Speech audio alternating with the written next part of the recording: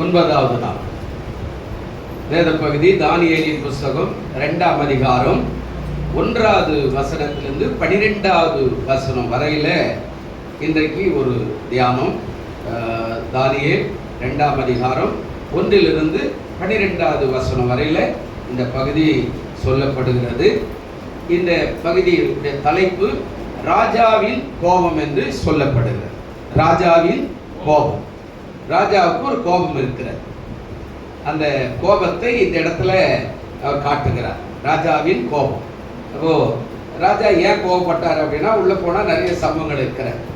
ராஜாவுக்கு ஒரு கோபம் இருக்கிறார். இங்க நேபுகாத் நேச்சார் என்ற ராஜா அரசாளுகிறார். நேபுகாத் நேச்சார் அரசாளுகிற நாளில் அவன் அரண்மனையில் படுத்து கொண்டிருக்கும் போது, நித்திரை செய்யும் போது ஒரு சொப்பனம் காண்கிறான். ஒரு சொப்பனத்தை கண்டவுடனே அந்த சொப்பனத்தை கண்டு அவன் அலறி துடித்து, அவன் பயந்து நடுங்கி, தேசத்தில் இருக்கிற எல்லா சாஸ்திரிகளையும், குறி சொல்லுகிறவர்களையும் மற்றும் ஜோசியக்காரரையும் அவன் என்ன செய்யறான், சூனியக்காரரையும் அழைக்கிறான். இந்த 3 பேர் வராங்க. அதாவது முதல் காரியம் என்ன அப்படின்னா, தனக்கு தெரிவிக்க பொருட்டு சாஸ்திரிகளையும், ஜோசியக்காரரையும், சூனியக்காரரையும், கல்தேயரையும் அழைத்தான். 4 பேர் அழைக்கிறான். 4 பேரை அவன் அழைக்கிறான். இந்த 4 பேரை அழைத்து, நான் கண்ட சொப்பனத்தை சொல்லுங்க அப்படின்றான். ராஜா சொப்பனத்தை சொல்லலை. இந்த 4 பேரை கூப்பிட்டு, நான் ஒரு சொப்பனம் கண்டேன், நீங்க எல்லாம் சாஸ்திரி தானே, நீங்க எல்லாம் சூனியக்காரர் தானே, நீங்க எல்லாம் ஜோசியக்காரர் தானே, நீங்க எல்லாம் கல்தேயர் தானே. கல்தேயர்னா கணிப்புள்ளவர்கள், அதாவது வானத்தில் ஏற்படுகிற காரியத்தை கணித்து சொல்லுகிறவர்கள். இவர்கள் எல்லாம் கூப்பிட்டு என் மண்டலையை அந்த சொப்பனத்தை சொல்லுங்க அப்படின்னா, எல்லாருமே ராஜா நீ சொல்லுங்க நான் சொல்றேன், ராஜா நீங்க சொல்லுங்க நான் சொல்றேன், ராஜா நீங்க சொல்லுங்க நான் சொல்றேன்றா தவிர யாருமே சொல்லலை. கடைசியா அங்க ஒரு சம்பவம் நடக்கிறது. என்ன அப்படின்னா, சொப்பன அர்த்தம் யாரும் சொல்லவில்லை. அதனால் எல்லாரையும் அழிக்க ராஜா கட்டளையிட்டார். ராஜாவின் கோபம். என்னுடைய சொப்பனத்தை நீங்க அறிவிக்காம, நீ என்னடா சாஸ்திரி, நீ என்ன அதாவது சூனியக்காரன், என்ன ஜோசியக்காரன், என்ன கல்தேயர், நாளை கணிக்கிற உனக்கு என்னுடைய சொப்பனத்தினுடைய தலையில வந்த சொப்பனத்தை தெரிவிக்கிறதுக்கு உனக்கு வழி இல்லைன்னா நீ என்ன கல்தேயர் அப்படின்னு சொல்லி கேட்டு யாருமே சொல்லலை. அவன் சொல்லிட்டா, எல்லாரையும் நீங்க தூக்கி அக்கினியில போடுங்க அப்படின்னு சொல்லி ராஜா கோபப்பட்டான்.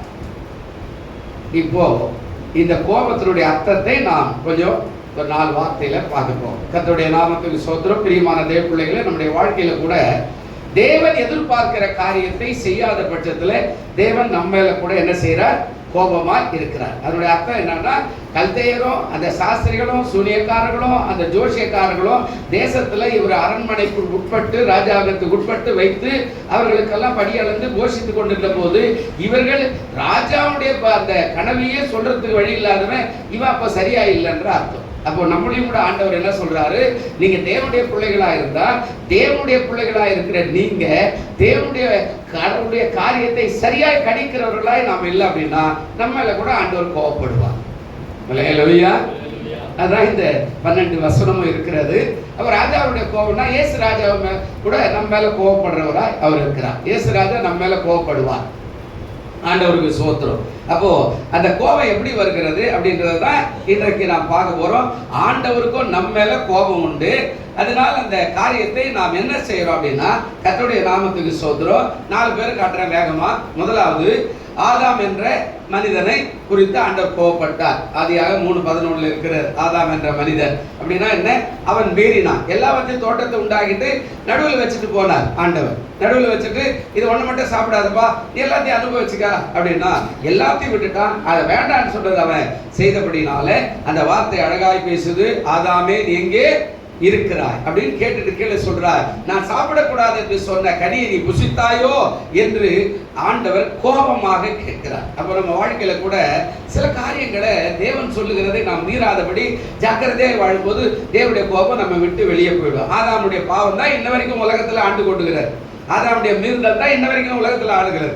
ஆதாமுடைய சாபம் தான் இன்ன வரைக்கும் எல்லாரையும் ஆண்டு கொள்ளுகிற ஒரு காரியமாய் எல்லா பிள்ளைகள் மேல, எல்லார் மேலையுமே நடக்கிற ஒரு காரியத்தை நாம் பார்க்கிறோம். அப்போ என்ன சொல்றாரு, அவன் மீறினான், தேவன் கோபப்பட்டார். ரெண்டாவது மோசேயை குறித்து ஆண்டவர் சொல்றார். மோசே அவன் எப்படிப்பட்டவனா இருந்தான் அப்படின்னா மறுத்தான் என்று வேதம் சொல்லுது. அதாவது யாத்திராகமம் 4:10 சொன்னா, ஆண்டவரே நீ யாரையா அனுப்புற ஆளா இருந்தா அனுப்பிடுங்க ஆண்டவரே, நான் திக்குவாயக்கிறேன், மந்தனாவாகிறேன், என்னால எதுவும் பேச முடியாது.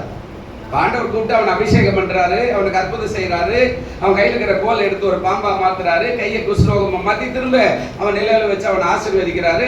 நான் என்ன சொல்றேன்னு அதை போய் சொல்லு, ராஜாவுக்கு பார்வனுக்கு போய் சொல்லு அப்படின்னு சொல்றாரு. இப்போ அவன் திரும்ப 2 தடவை என்ன சொல்லிட்டான், ஆண்டவரை யாரையான அனுப்புங்க ஆண்டவரே, எனக்கு அதெல்லாம் ஒத்து வராது அப்படின்னு சொல்லும்போது ஆண்டவர் அவனை கோபப்பட்டு கேட்டார், வாயை உண்டாக்கிடுவேன் நான் அல்லவா, நீயே எனக்கே போதனை பண்ற அப்படின்னு சொல்லி ஆண்டவர் கோபப்பட்டார். பிரியமானவர்களே, ராஜாவுடைய கோபத்துக்கும் இந்த கோபத்துக்கு கொஞ்சம் வித்தியாசம் என்ன அப்படின்னா, அவன் ராஜா எல்லாத்தையும் அடிக்க சொல்லிட்டான், ஆனா தேவன் திரும்ப அவனை மன்னிச்சு அனுப்பும்படியான காரியத்தை செய்தார். மூணாவது எஜமான் ஒரு கோபம் புதிய ஏற்பாட்டில் வருது. புதிய ஏற்பாட்டில் ஒரு சம்பவம் நடக்கிறது. மத்தேயு 18:34 வரும்போது ஒரு சம்பவம், எஜமான் கோபப்பட்டார் அப்படின்னா என்ன அப்படின்னா, ஆண்டவனுக்கு சமமா ஒரு எஜமான காட்டுறார். பிரியமானவர்களே, அது என்ன, ஒரு கடன் வாங்கியிருந்தா ஆண்டவர் கிட்ட வந்து கேட்டா, ஆண்டவனே மன்னியும், நான் கொஞ்ச நாள்ல கொடுத்துட்றேன், சரி பரவாயில்ல மன்னிச்சு விட்டுட்டேன். இவங்கிட்ட இன்னொருத்த கடன் வாங்கியிருந்தா அவன் வந்து கேட்கறான், எஜமானே என்ன மன்னிங்க, நான் கொஞ்ச நாள்ல கொடுனா, அதெல்லாம் முடியாதுன்னு அவனை கூப்பிட்டு அடிச்சு அவனை ஜெயில போட்டு சிறையில் அடைக்கும் போது இப்போ ஆண்டவன் அங்கே போனார். எஜமான் என்ற ஆண்டவர் போய் என்ன பண்றாரு, அங்க பொல்லாதவனே நான் உனக்கு மன்னிச்சலாம், அப்ப நீ அவனுக்கு மன்னிக்கலையா அப்படின்னு சொல்லி கோபப்பட்டார் என்று வேதத்துல பார்க்கிறோம். பிரியமானவர்களே, அப்ப இதனுடைய அர்த்தம் என்ன, முதலாவது மீறிட்டான். கர்த்தர் சொன்னது நாம் எப்போ மீறுமா, ஆண்டவர் நம்ம மேல கோபப்படுவார்.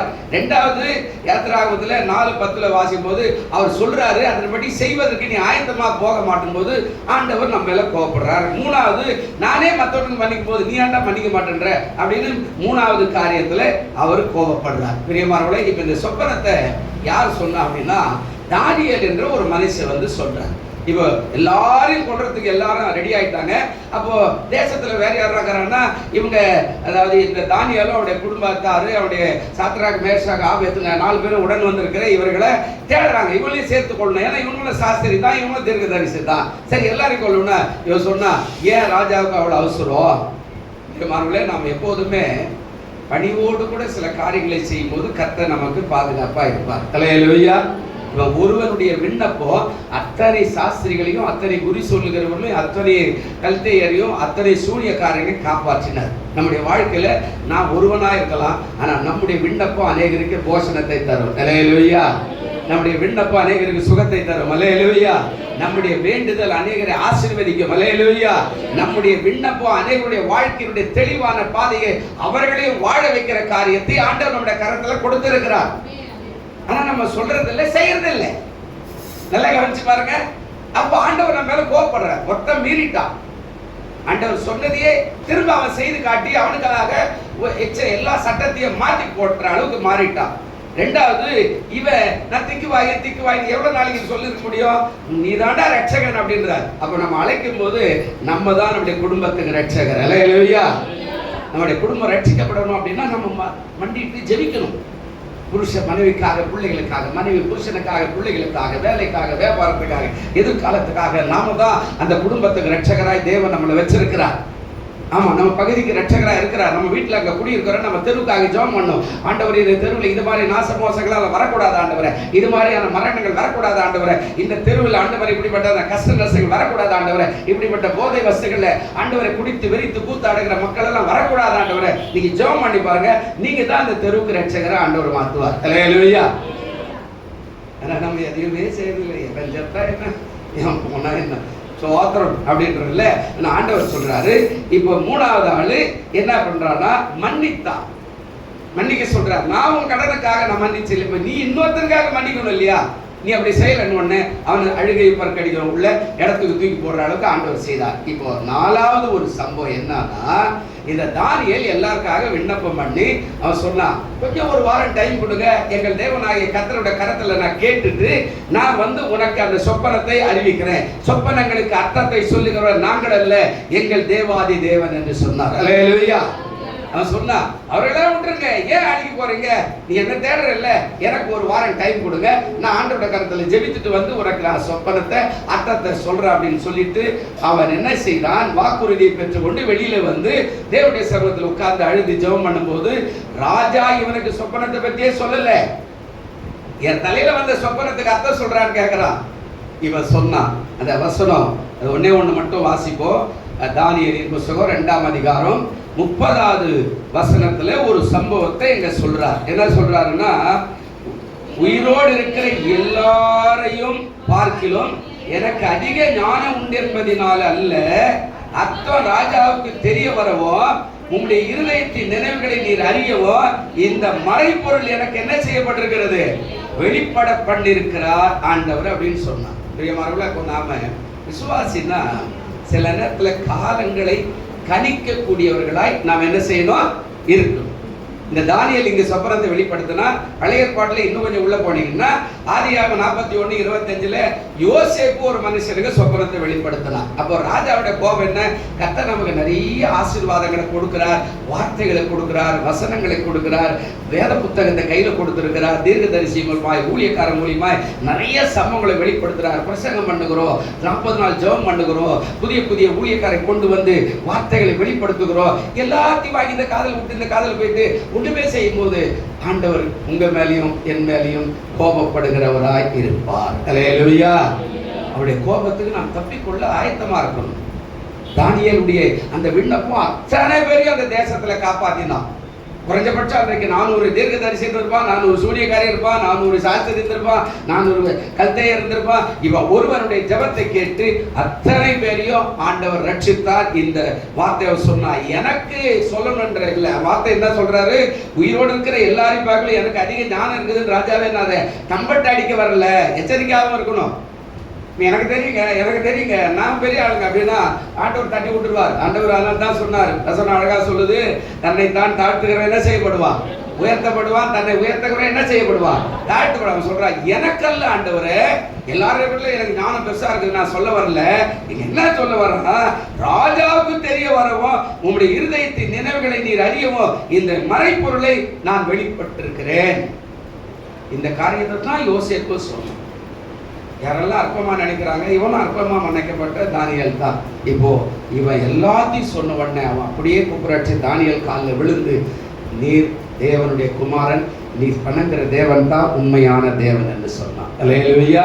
இந்த வார்த்தை என்ன சொல்றாரு, மத்தேயு 16:3 எபேசியர் 5:15 ஒரு வார்த்தை. சீக்கிரமா முடிஞ்சு போச்சு டைம், கொஞ்சம் வேகமா வாசிங்க, நான் சொல்லிடுறேன். மத்தேயு 16:3 வசனம் ஒரு வார்த்தை சொல்றார். என்ன சொல்றாரு பாருங்க, 16:3 அழகா சொல்றாரு. அந்த வார்த்தையை என்ன சொல்றாரு அப்படின்னா, அதாவது உதயமாக போகிறது என்று செவ்வானமும் அந்தாரமுமா இருக்கிறது, அதனால் இன்றைக்கு காற்றும் மழை உண்டாகும் என்று சொல்லுகிறீர்கள். மாயக்காரரே, வானத்தின் தோற்றத்தை நிதானிக்க உங்களுக்கு தெரியுமே, காலங்களின் அடையாளங்களை நிதானிக்க உங்களால் கூடாதா? அப்ப என்ன விசுவாசி, பைபிள் வச்சுக்கிற, கோயிலுக்கு வர, எல்லாம் பண்ற, காலத்துல என்ன நடக்க போகுதுன்றது கணிக்க தெரியலன்னா நீ எத்தனை வருஷம் விசுவாசியா இருந்து என்ன பிரயோஜனம்? ராஜாவின் கோபத்துக்கு தப்பிக்கொள்ள நாம் எச்சரிக்கையா இருக்கணும். அதுதான் எபேசியர்ல 5:15 என்ன சொன்னாரு, ஆனபடினாலே நீங்க அழகா பேசுறாரு, நீங்க ஞானம் மற்றவர்களை போல என்ன செய்யாதீங்க, நடவாமல் ஞானம் உள்ளவர்களை போல என்ன செய்யணுமா, நடந்து கொள்ள பார்த்து நாட்கள் கொல்லாதவனாய் ஆனதால் காலத்தை என்ன செய்யுங்க, எச்சரிக்கையா இருந்தீங்கன்னா இந்த 2 நாட்களுடைய ஜெபம் உங்களுக்கு ஆசீர்வாதமாய் மாறிவிடும். அல்லேலூயா. அப்போ இவ்வளவு நாள பைபிள் வச்சுக்கிட்டு நம்ம என்ன பண்றோம் அப்படின்னு ஆண்டவர் கேட்பாருல்ல, சாஸ்திரி கேட்டார்ல, என் தேசத்துல எல்லாம் சாப்பிட்டு கொளுத்தியா ஆள் இருக்கிற, என் கனவு என்னன்னு சொல்றது தெரியல, நீ என்னடா சாஸ்திரம் பாக்குற? கல்தையர் கேட்கிறான், நாட்களை கணிக்க தெரியல, என்னுடைய சொப்பனத்துக்கு அர்த்தம் சொல்றா, நீ என்னடா கல்தையர் அப்படின்னு கேட்கிறான். சூனியக்காரன், ஊருக்கெல்லாம் சூனி வைக்கிறேன், ஊருக்கெல்லாம் சூனி வச்ச காரின்னு சொல்றேன், என்னுடைய சொப்பனத்தை நீ சொல்ல தெரியல, நீ என்ன சூனியக்காரி அப்படின்னு கேட்கிறான். ஒவ்வொன்றையும் கேட்கிறான். அதனால தான் அவனுக்கு கோபம் வந்து எல்லாரையும் அழிக்க சொன்னான். ஆனா தானியேலுடைய விண்ணப்பம் எல்லாத்தையும் சொல்லி எல்லாரையும் தப்பிவித்தான். அதுதான் தானியேல். அந்த ராஜாவுடைய கோபத்துக்கு நம்ம எல்லாம் தப்பிக்கொள்ள நீங்களும் மற்றவர்களுக்காய் பரிந்து பேசுங்க. கர்த்தர் உங்களுக்கு உணர்த்த வல்லவராக இருக்கிறார். கண்களை மூடுவோம். நல்ல பிதாவே, இந்த மாலை பொழுதுக்காய் நன்றி.